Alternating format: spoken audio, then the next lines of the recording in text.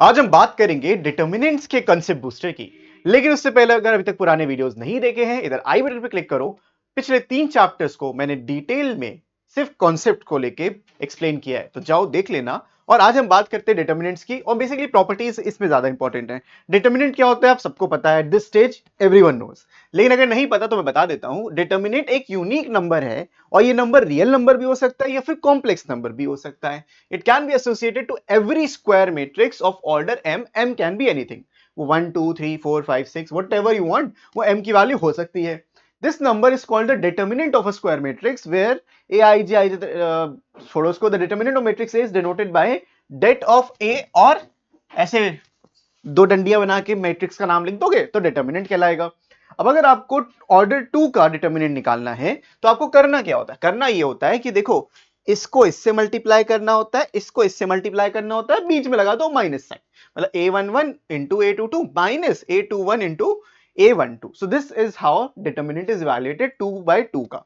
Example के तौर पे अगर हम ये वाला डिटर्मिनेंट लेंगे, ये मैट्रिक्स को लेंगे, तो इसका जो डिटर्मिनेंट वैल्यू आएगी वो 5 इंटू 3 माइनस साइन, ये बाय डिफॉल्ट बाय नेचर यहां माइनस आएगा। उसके बाद -2, अगर कुछ क्वेश्चन में ऑलरेडी है -2 × 4, तो उसको भी एज इट इज लिखोगे तो ये माइनस बन जाएगा प्लस, 15 + 8 23।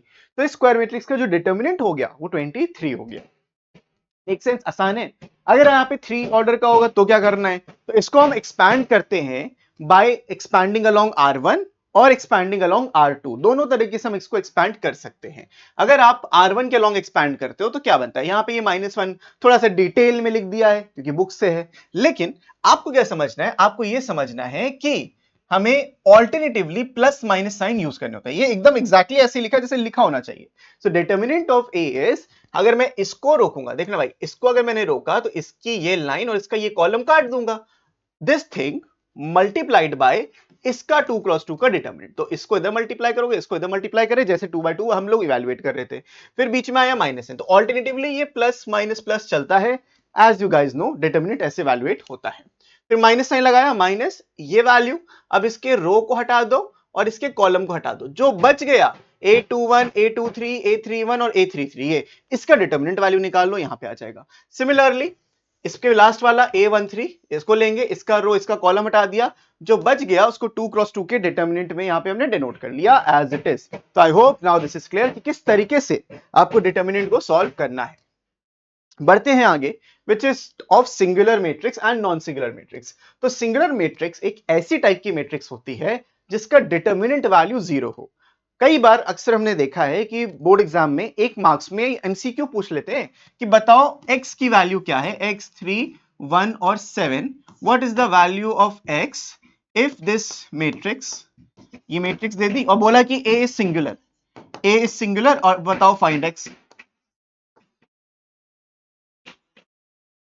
x निकालने को बोल दिया, अब क्या करोगे, अब आपको यहां पे determinant of a equals to 0, ये सवाल में नहीं दिया, सिंगुलर वर्ड यूज था, तो आपको डिटर्मिनेंट ऑफ a को 0 निकालना है।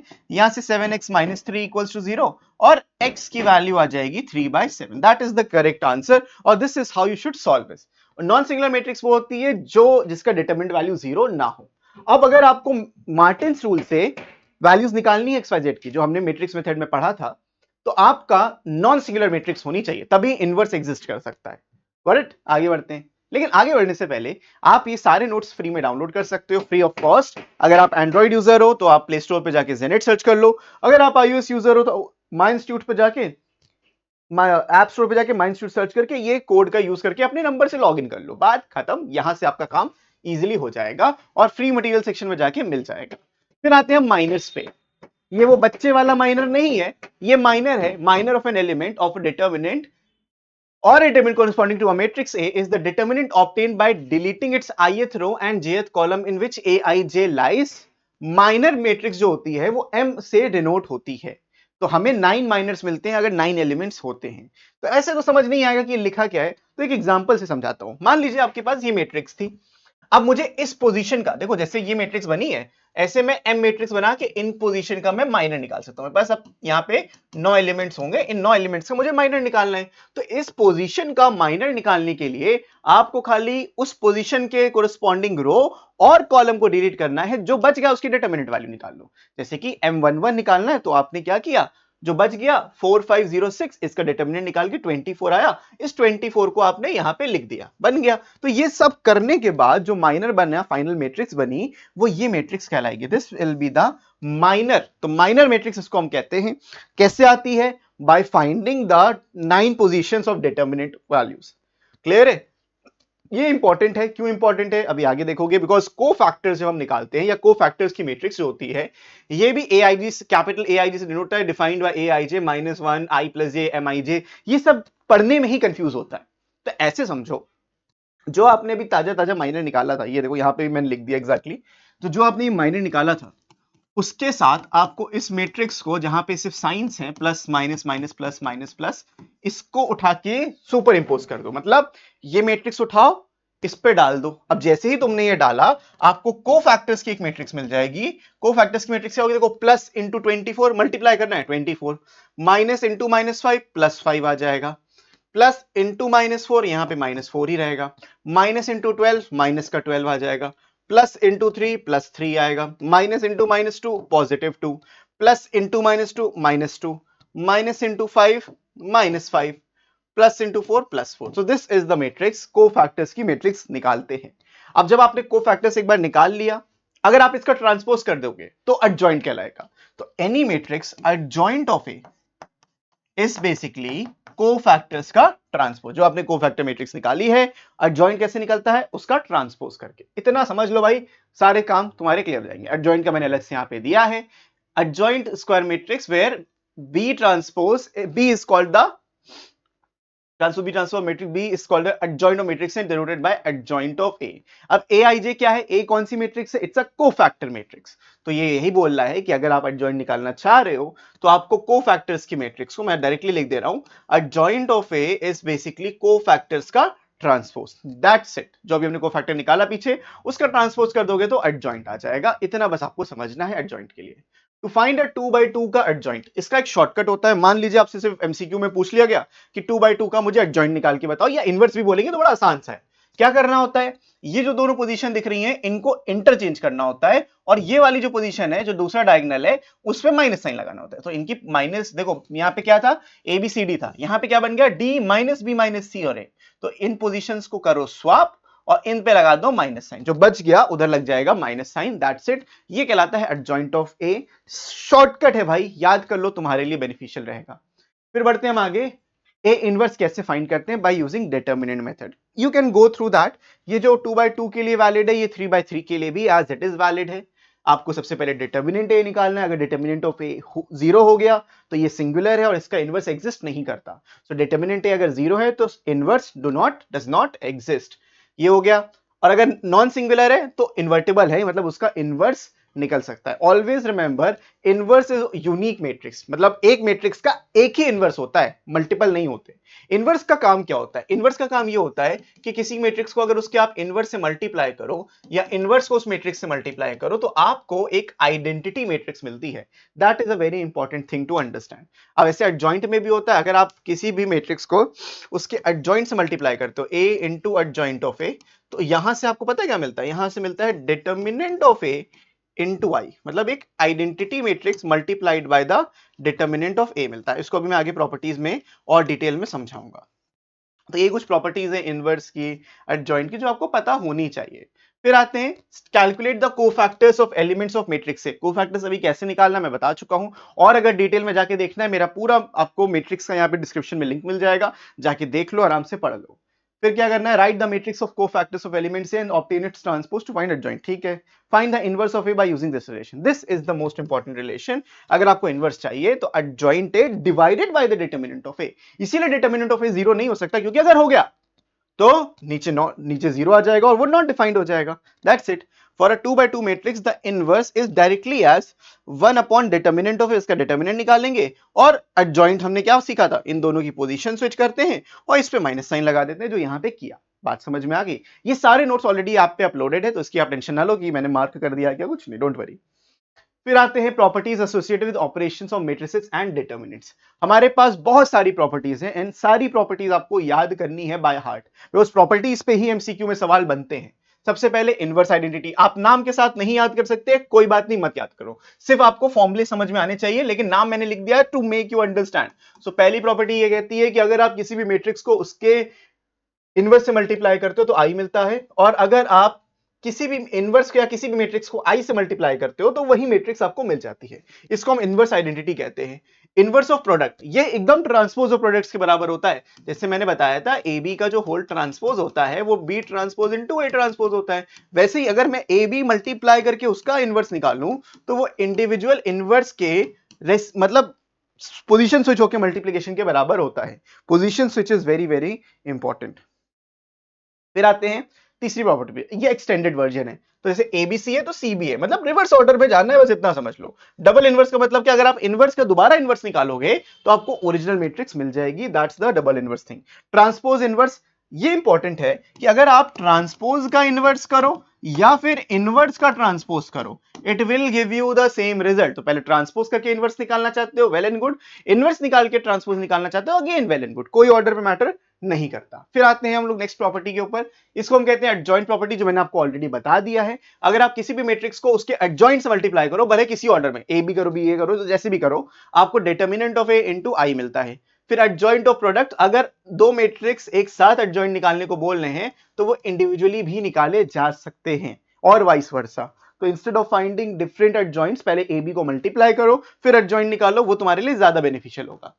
ट्रांसपोज, सेम लॉजिक, आप अगर एडजॉइंट ऑफ ए का ट्रांसपोज निकालो या ए का एडजॉइंट निकाल के उसका ट्रांसपोज करो, आपको सेम रिजल्ट देखने को मिलता है, तो उस पे फर्क नहीं पड़ता। Again important property, determinant of adjoint, ये इंपॉर्टेंट है, this is very very important. इस पे बहुत सवाल बनते हैं। सवाल ऐसा बन गया कि if determinant of A is 3 of order 4, मानो मैं 4x4 की मैट्रिक्स दे रहा हूं, 4x4 की मैट्रिक्स है, आपसे बोला कि find the determinant of adjoint of A, adjoint नहीं पूछेंगे आपसे, फिर डिटर्मिनेंट पूछेंगे, तो तुम बोलोगे सर ये तो डिटर्मिनेंट ऑफ n-1 होता है, where n is the order, तो डिटर्मिनेंट ऑफ ए 3 हो गया, ये भी 4-1 3 हो गया, 27 आंसर आ जाएगा। तो इस तरीके से आपको देखो बातों को समझना है, करना है। Very very important property from exam point of view। फिर determinant product, again a very important property from the exam point of view। AB को अगर आप साथ में मल्टीप्लाई करते हो, इसमें मैंने कई सवाल ऑलरेडी देखे हुए हैं बोर्ड में आए हुए, आप भी इसको समझो, क्योंकि अप्लाइड मैथ्स तो 21 से शुरू हुआ था, उससे पहले तो आपका कोर मैथ्स आता था, उसमें भी ये क्वेश्चंस आपसे पूछे जाते थे। तो very very important determinant property. फिर आते हैं हम नेक्स्ट प्रॉपर्टी के ऊपर, डिटर्मिनेंट ऑफ इनवर्स पे। अगर आपसे कभी भी बोला जाए डिटर्मिनेंट ऑफ ए इनवर्स निकालो, तो आपको सिर्फ 1 अपॉन डिटर्मिनेंट ऑफ ए कर देना है, बात खत्म। This is the directly inverse का डिटर्मिनेंट, आपको इनवर्स फाइंड आउट नहीं करना है टू कैलकुलेट द डिटर्मिनेंट, ठीक है, आपको नॉर्मल मैट्रिक्स का निकाल के देना है। मानो मैं तुमको एक मैट्रिक्स दी ए नाम से, इसमें 3x3 मैट्रिक्स थी, ये ऑलरेडी आपके पास था। अब आपसे बोला, मैंने सवाल ये कर दिया कि चलो बच्चों find the determinant of A inverse. It doesn't mean कि आपको इसका इनवर्स निकालना है, नहीं, बिल्कुल नहीं निकालना है, आपको खाली इसी को डिटर्मिनेंट निकाल देना है, जो भी मानो वैल्यू आ जाए, और इसका हो जाएगा 1 अपॉन द डिटर्मिनेंट ऑफ ए, तो ये जो वैल्यू आई थी यहां पे उठा के रख देना। तो this is the property which is very very again very very important. फिर आते डिटर्मिनेंट ऑफ ट्रांसपोज पे, आप चाहे नॉर्मल मैट्रिक्स का डिटर्मिनेंट निकालो या ट्रांसपोज का, सेम लॉजिक। अगर आपको डिटर्मिनेंट ऑफ ए दिया है सवाल में तो आपको उसका ट्रांसपोज नहीं करना है, दोनों बराबर होते हैं, ठीक है। नेक्स्ट आएगा स्केलर डिटर्मिनेंट, ये तो पता ही है आपको, मैंने ऑलरेडी बताया था। जब आप किसी कांस्टेंट को लिखते हो, मानो मैं लिखा 2a की वैल्यू बताओ, if a is equals to 7 of order 3, find this, तो आपका आंसर क्या आएगा, तुम्हें मिलेगा 2 की पावर 3 इंटू डिटर्मिनेंट ऑफ ए। ये 3 कहां से आया, ये 3 यहां से आया, ये 3 यहां से यहां पे आ गया, ठीक है। अब ये आ जाएगा 8 और ये 7 तो था ही, 8 7 जा 56। तो इस तरीके से क्वेश्चन बनते हैं, इन्हीं सारी प्रॉपर्टीज पे बनते हैं, और कहीं से भी क्वेश्चन नहीं आएंगे। Very very very very important. फिर एडजॉइंट ऑफ एडजॉइंट, ये थोड़ा सा डिफरेंट है, मे बी आए मे बी ना आए, लेकिन अगर आ गया तो क्या करोगे। अगर इन्होंने बोला कि देखो एडजॉइंट ऑफ ए का डिटर्मिनेंट आपको निकालने को बोला जाए, तो इसका जो वैल्यू, या फिर डिटर्मिनेंट नहीं, सिर्फ एडजॉइंट का एडजॉइंट निकालने को बोला जाए, तो आपको क्या करना है, आपको सिर्फ इतना करना है कि नॉर्मल का डिटर्मिनेंट निकालो, उस पे n-2 आएगा इनटू द ओरिजिनल मैट्रिक्स, ठीक है, मतलब determinant of the original matrix उसकी पावर n-2, और फिर the matrix as it is जो आपका था, तो आपका डायरेक्टली एडजॉइंट का एडजॉइंट निकल जाता है। उसमें आपको एक्चुअल में कोफैक्टर्स भी नहीं निकालने पड़ेंगे। तो एक्चुअली ये इजी होता है, बट एमसीक्यू वगैरह में ही पूछा जा सकता है। तो I hope this is clear. बढ़ते हैं हम आगे और आखिरी टॉपिक के ऊपर। This is a very important thing, Cramer's rule. CBSE board में ये ज्यादा पूछा था, आईसी में तो आता ही नहीं है, लेकिन सीबीएसई के लिए बहुत इंपॉर्टेंट रूल है और बहुत आसान है। किसी भी कॉम्पिटेटिव एग्जाम में आगे आप सीयूटी में भी अपीयर करोगे, अगर अप्लाइड मैथ्स लेके जाते हो तो आपको ये देना ही देना है भाई, ये क्वेश्चन आएगा ही आएगा और आपको क्रेमर्स रूल से सॉल्व करना है। तो जैसे हम मार्टिन्स रूल से सॉल्व करते हैं, जो मैट्रिक्स मेथड होता है वो बहुत लेंदी होता है, क्योंकि उसमें हमें कोफैक्टर्स भी निकालना होता है, जॉइंट भी निकालना होता है, फिर भाई मल्टीप्लाई भी करना होता है कांस्टेंट से। तो वो लेंथी मेथड को हटाने के लिए एक क्रेमर्स रूल आता है। क्रेमर्स रूल क्या कहता है, अगर मेरे पास तीन नॉन होमोजेनियस लीनियर इक्वेशंस हैं, नॉन होमोजेनियस का मतलब क्या है भाई, उसमें कटा के जीरो ना आ जाए, दैट्स इट। यहां पे थोड़ा सा ये, अब ठीक है, अब ठीक है। एक इक्वेशन ये है, एक इक्वेशन इसके आगे यहां तक थी, और एक इक्वेशन ये है। So you have basically three different equations. यहां से अगर मुझे x, y और z की वैल्यू निकालनी है, this is defined by determinant of x divided by total determinant, determinant of y divided by total determinant, determinant of z divided by total determinant. अब ये होता क्या है, अब देखो जो नॉर्मल डिटर्मिनेंट तुम कैलकुलेट करते हो वो क्या होता है, इन सारे कांस्टेंट्स का कोफिशिएंट्स का डिटर्मिनेंट निकाल दिया। तो जो dx है वो क्या होगा, देखो जितने भी कोफिशिएंट्स थे तुम्हारे, जैसे यहाँ पे d1 था, फिर इधर d2 था और d3 था, ये आपकी कांस्टेंट मैट्रिक्स, तो आप ऐसे लिखते हो ना ax is equals to b, तो ये कांस्टेंट वाली मैट्रिक्स होती है d1 d2 d3। तो जब हम dx निकाल रहे होंगे तो ये सारी वैल्यूज को x वाली वैल्यू से रिप्लेस कर देंगे, मतलब जो कांस्टेंट्स थे, देखो ये जो d1 d2 d3 थे, हमने a1 a2 a3 से रिप्लेस कर दिए, तो हमें dx मिल जाएगा। सेम लॉजिक से जब हम y निकालेंगे तो y के कोएफिशिएंट्स को हटा देंगे, जब z निकालेंगे तो z के कोएफिशिएंट्स में d1 d2 d3 आ जाएगा। बस इंपॉर्टेंट ये है कि d जीरो नहीं होना चाहिए, क्योंकि अगर d जीरो हो गया, इसमें से कुछ भी पॉसिबल नहीं है, वो फिर ट्रिवियल सॉल्यूशंस बन जाते हैं। I hope this is clear, समझ में आ गया। कोई दिक्कत, किसी को परेशानी है तो कमेंट सेक्शन आपके लिए ओपन है। फिर आते हैं condition for consistency, again very same thing.